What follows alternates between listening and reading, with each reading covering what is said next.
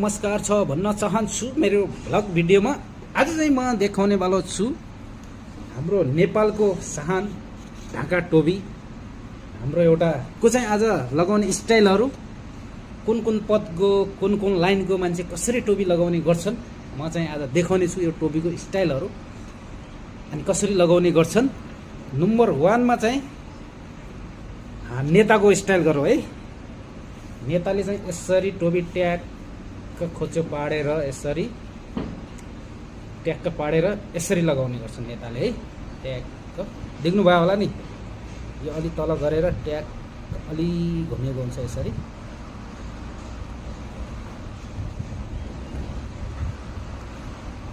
यो चाहिँ नेताको स्टाइल हैन। नेताहरूले चाहिँ यसरी लगाउने गर्छन्। अब अर्को कलाकार, खासै कलाकारले सिधै लाउने गर्छन्। कलाकारहरूले चाहिँ यसरी, कलाकारहरूले यसरी सिधा ट्याक्क सिधा हुन्छ के यसरी। यो चाहिँ कलाकारको स्टाइल हैन। यसरी चाहिँ यो कलाकारको स्टाइल ट्याक्क। अनि यो हैन। अनि आर्मीको स्टाइल चाहिँ आर्मीले चाहिँ प्रायः यसरी लगाउन देखिएको हुन्छ कहिले यसरी यहाँ ट्याक्क यसरी गरेर आर्मी रिटायर आर्मी अनि चाहिँ आर्मीहरूले चाहिँ यसरी ट्याक्क यो भएन ट्याक्क यसलाई यहाँनिर दोब्याएर ट्याक्क यसरी नै हुन्छ ट्याक्क। यो चाहिँ यहाँ खोचो परेको हुन्छ। यो चाहिँ आर्मी स्टाइल है। यसरी चाहिँ आर्मीले लगाउने गर्छन् है। अर्को चाहिँ अब चाहिँ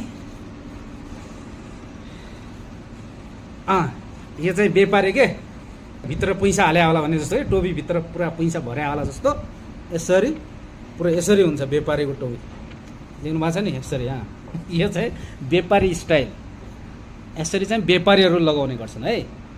खरेन्ने के भैँसा बाख्रा बल्ल गाई भैँसी के खरेन्ने व्यापारीहरूले यसरी लगाउने गर्छन्। टक्क पैसा भित्र भरे जस्तै गरेर हैन। अर्को स्टाइल